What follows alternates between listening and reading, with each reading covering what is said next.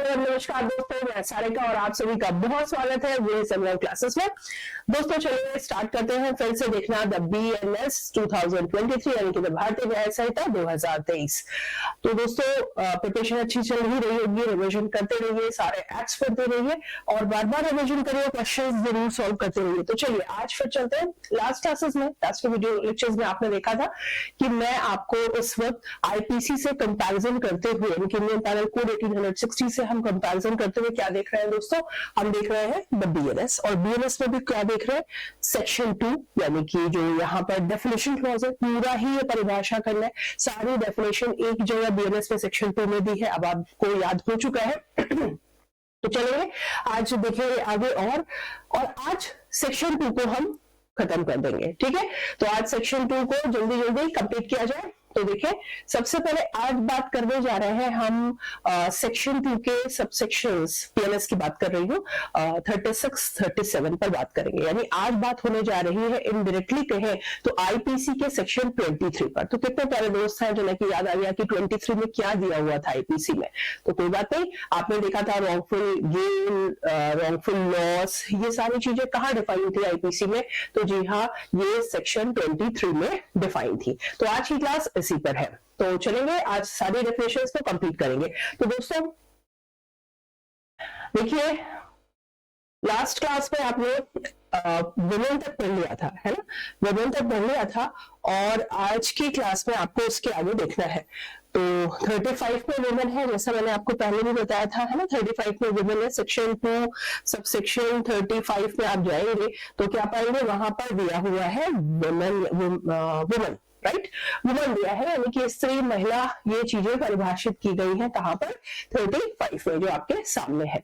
तो ये आप यहां देख रहे हैं। अच्छा, वुमन और पहले क्या था कि मैन और वुमन दोनों ही आईपीसी में सेक्शन 10 में था, इस पर हमने बात कर ली है। यहाँ पर ये 35 में महिला दी है। अब हम जा रहे हैं देखने कि जो उपधारा 36 है धारा 2 की, वो क्या कहती है, वो कहती है सदोष अभिलाभ या रॉन्गफुल गेन के बारे में। और रॉन्गफुल गेन, अच्छा याद रखना है कि ये जो आप देख रहे हैं, देखिए दोस्तों ये हमारा सेक्शन 2 है, सेक्शन 2 ऑफ BNS का कौन सा सबसेक्शन है, 36, जिसको आज हम देखेंगे।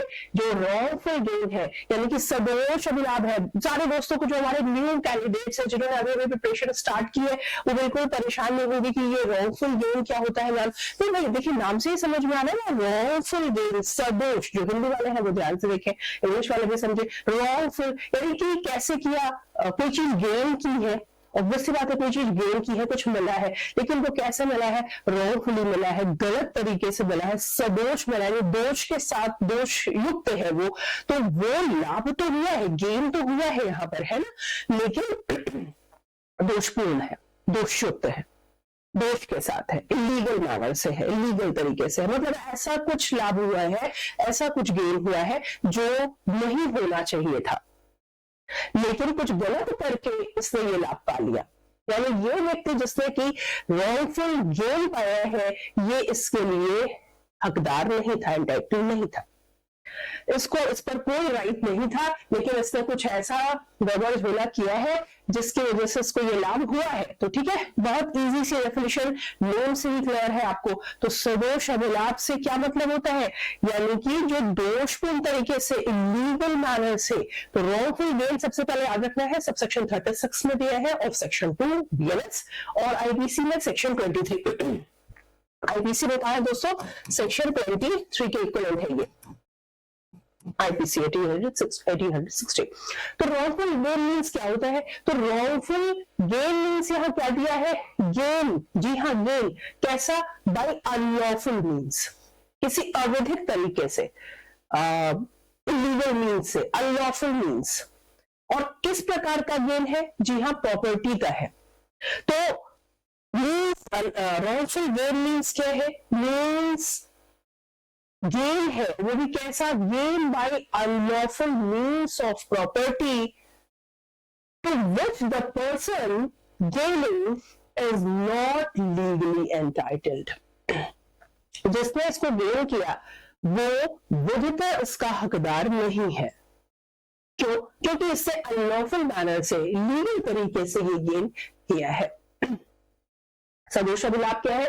विविध विरुद्ध साधनों से। एकदम क्लियर होना चाहिए आपको कि विविध विरुद्ध साधनों से, किससे दोस्तों? विविध विरुद्ध साधनों द्वारा ऐसी संपत्ति का लाभ। और हाँ, ये एकदम क्रिस्टल क्लियर होना चाहिए कि ये लाभ किसका हो रहा है? ये प्रॉपर्टी का हो रहा है, प्रॉपर्टी का। ठीक, अब प्रॉपर्टी में आपने देखा है प्रॉपर्टी में कैसी कैसी शामिल है, तो वो सारी चीजें। तो unlawful means of property to which the person gaining is not legally entitled. तो सबसे पहले ध्यान बस ये रखना है कि किसी को गेन हुआ है। जी हाँ, यहाँ पर हुआ क्या? गेन हुआ, लेकिन गेन हुआ किससे? ये हुआ है बाय अनलॉफुल मीन्स, यानी कुछ गलत किया है, गलत तरीकों से हुआ। ये किसका हुआ था? प्रॉपर्टी का हुआ था।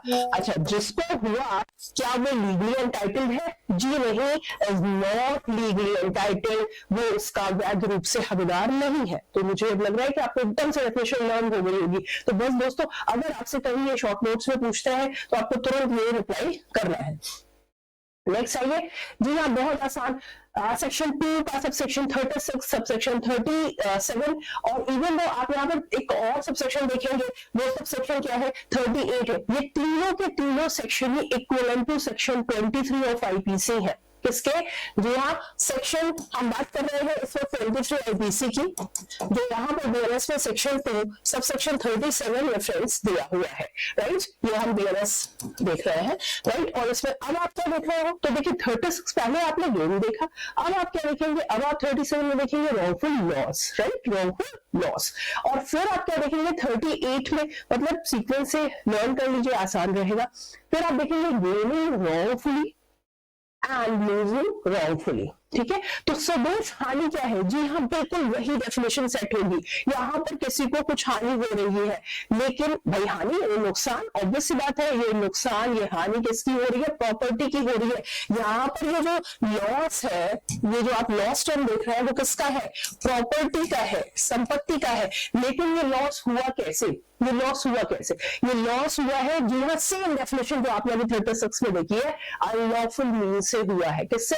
अनलॉफुल मीन्स इलीगल तरीके से, विधि विरुद्ध साधनों के द्वारा ये इनको हानि हो गई।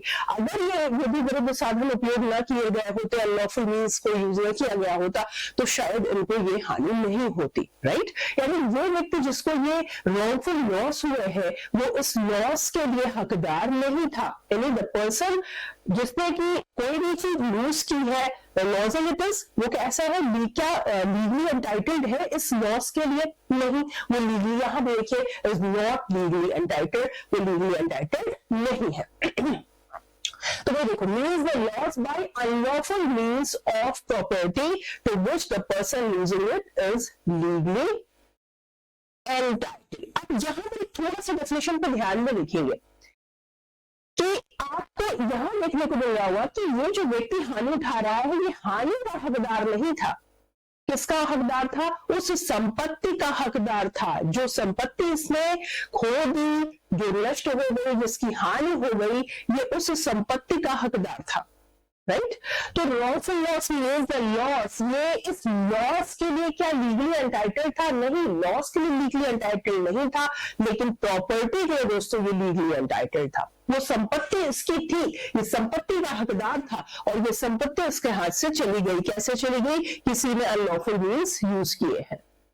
तो विभिन्न साधनों द्वारा ऐसी संपत्ति की हानि होती है जिसकी हानि उठाने वाला व्यक्ति वैध रूप से हकदार हो। किस बात का वैध रूप से हकदार हो? उस प्रॉपर्टी का वैध रूप से हकदार हो, और वो प्रॉपर्टी हानि में चली गई। हानि में क्यों गई? विधि विरुद्ध साधनों की वजह से गई। तो देखिए, means the loss by unlawful means of property to which the person using it is legally entitled. किसका? प्रॉपर्टी का वो लीगली एंटाइटल्ड था। ठीक है, तो ये भी इक्विवेलेंट टू 23 है आईपीसी के। अब आते हैं नेक्स्ट, देखेंगे section 2 subsection 38। Section 2 subsection 38 BNS, भारतीय न्याय संहिता, और ये भी दोस्तों किसके इक्वल है? इक्वलेंट है सेक्शन 23 आईपीसी के। ये क्या कहती है? Gaining wrongfully and losing wrongfully, यानी सदोष अभिलाप प्राप्त करना और सदोष हानि उठाना। ठीक है, तो कोई चीज सदोष लाभ प्राप्त करना या सदोष हानि उठाना का क्या मतलब है यहाँ पे। तो कोई व्यक्ति कब कहा जाएगा कि इसने कोई चीज gaining wrongfully, a person gaining wrongfully or person losing wrongfully, जब a person is said to gain wrongfully when such person retains wrongfully, जब वो उस प्रॉपर्टी को गलत तरीके से गेन करता है, गेन रॉन्गफुली, रिटेन भी करता है, पाया उसको रखे है, तो कहा जाएगा कि ये जो लाभ इसे हुआ है वो कैसा लाभ है। ये लाभ दोस्तों कैसा है, ये गलत साधनों से है, लीगल मीन से है, अनलॉफुल मीन से है, लीगल मेथड है इसका, तो ये सही नहीं है, ये सदोष अभिलाभ है, ये रॉन्गफुल गेन है। as well as when such person acquires wrongfully, a person is said to lose wrongfully। अब कब कहा जाएगा कि ये लॉस उसका हो गया, ये लूज कर गया कोई property wrongfully, when such person is wrongfully kept out of any property। kept out देखिए इसके हाथ से चली गई, बाहर गई। as well as when such person is wrongfully deprived of property, वंचित कर दिया गया उसको, उस प्रॉपर्टी से अनलॉफुल मीन से क्या कर दिया गया, डिप्राइव किया गया, वंचित किया गया। तो या तो उसके हाथ से क्या हो गया, kept out of any property चली गई है, या उसे वंचित कर दिया गया है, डिप्राइव कर दिया गया है दोस्तों, तो ये माना जाएगा। और ये मेथड क्या है, तरीका क्या है, मीन्स क्या है, अनलॉफुल मीन्स है। ठीक है, बहुत इजी है, बिल्कुल परेशान नहीं होना। हमारे सभी नए कैंडिडेट्स को आने वाले भी बिल्कुल किसी अच्छे से लर्न होंगे तो बहुत अच्छी बात है, सेम ही करीब पा रहे हैं, आप बहुत बढ़िया से लिख लेंगे। मामला ये है कि आपको ये लर्न होना चाहिए, आपकी पेन नहीं रुकनी चाहिए जब आप मेन में आंसर राइटिंग कर रहे हो, क्योंकि टाइम भी बहुत मैटर करता है। तो इतनी बढ़िया से इसको लर्न करिए, समझ के लर्न करिए कि वो आपकी पेन में रुके और आप सही चीजों को लिख जाए सही तरीके से। तो देखिए, कोई व्यक्ति सदोष अभिलाभ प्रीलिमिनरी एग्जामिनेशन में कितना भी घुमाए क्वेश्चन को, कैसे भी ऑप्शंस को तोड़ मरोड़ के प्रस्तुत करें, आप अपने आंसर को निकाल लें उसमें से, राइट, और आपका एक मार्क्स या जो भी मार्क्स है बढ़ जाए। कोई व्यक्ति सदोष अभिलाभ प्राप्त करता है तब कहा जाता है जब व्यक्ति सदोष रखे रहता है, और तब भी जब वह सदोष अर्जन करता है, तो या तो गलत तरीके से रखे हुए है अपने पास या गलत तरीके से उसने अर्जन की है, दोनों चीजें देखिए। नंबर 1, अच्छा ऑप्शन में आपके पास इनमें से कुछ भी हो सकता है, इसलिए इन पॉइंट्स को जोड़ दे रहे हैं दोस्तों, दोनों को ध्यान से समझेंगे। तो अगर वो व्यक्ति सदोष बस रॉन्गफुली है, सदोष तरीके से उसने वो प्रॉपर्टी अपने पास रखे रही है या क्या की है, सदोष अर्जन की है, एक्वायर किया है, तो कोई व्यक्ति और सदोष हानि उठाता है, ये कब कहा जाएगा, जब उसे किसी संपत्ति से सदोष अलग रखा जाता है, गलत तरीके से उससे प्रॉपर्टी अलग कर दी गई, या क्या हुआ, तब भी जब उसे किसी संपत्ति से सदोष वंचित किया जाता है। तो यहाँ पर ये आप कहाँ देख रहे हैं, ये याद रखिएगा, क्योंकि यहाँ कंफ्यूजन हो सकता है स्टूडेंट्स को सबसेक्शंस में जो आपको लर्न करने हैं।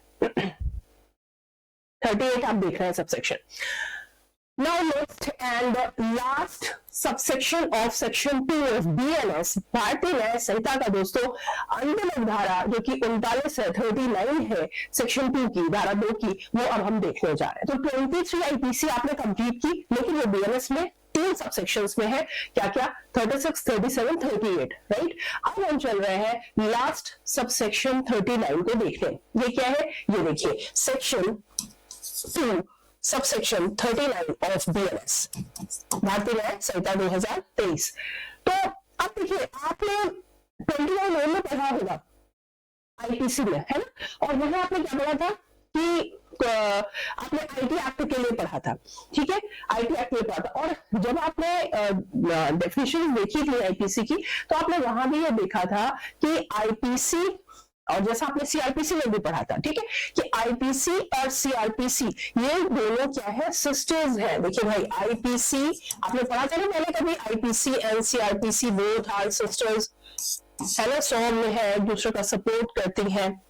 तो ये दोनों सिस्टर्स एक दूसरे का सपोर्ट करती हैं। यही से क्लियर है कि जो तुम्हारे पास सामान है वो मैं यूज कर लूं, और मेरे पास जो सामान है वो तुम यूज कर लो। मतलब यहाँ पर डेफिनेशन से है, कपड़ों से नहीं है, ज्वेलरी से नहीं है, ठीक है।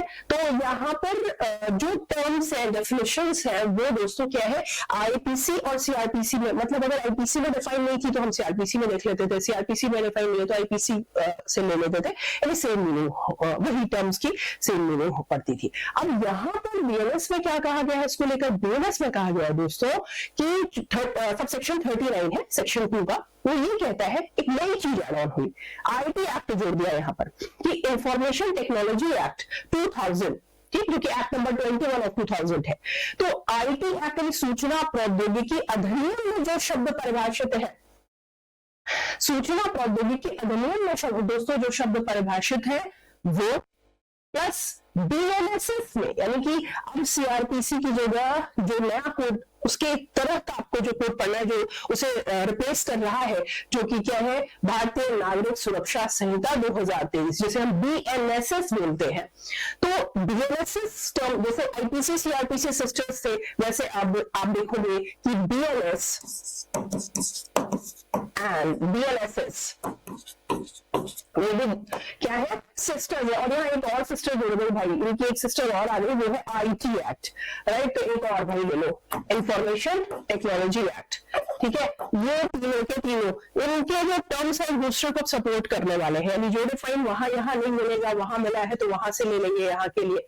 मतलब अगर कोई टर्म आईटी एक्ट में डिफाइन है और वही टर्म बीएनएस में यूज किया गया लेकिन बीएनएस में डिफाइन नहीं है, तो आप और मैं उसकी क्या मीनिंग समझेंगे, हम क्या इंटरप्रिटेशन करें, क्या अर्थान्वयन करें, क्या मतलब ले, क्या समझे। वकील साहब बहस करने लगेंगे, आप हम भिड़ जाएंगे, है ना। तो जी नहीं, जाइए आईटी एक्ट उठाइए, आईटी एक्ट खोलिए, उसके डेफिनेशन को देखिए क्या कहता है, और वही डेफिनेशन सेम यहाँ पर भी लागू होगी। सेम दोस्तों बीएनएसएस के केस में भी, यानी कि पहले जो सीआरपीसी थी, भारतीय नागरिक सुरक्षा संहिता, उसके भी टर्म्स यहाँ यूज किए जा सकेंगे। तो देखिए, words and expressions used but not defined in this Sanhita, मतलब बीएनएस में यूज तो है लेकिन डिफाइन नहीं किया। लेकिन कहाँ डिफाइन है, या तो बीएनएसएस में डिफाइन है या आईटी एक्ट में डिफाइन है, तो भाई ठीक है, जो डेफिनेशन वहां दी है उसकी सेम मीनिंग यहां मानी जाएगी।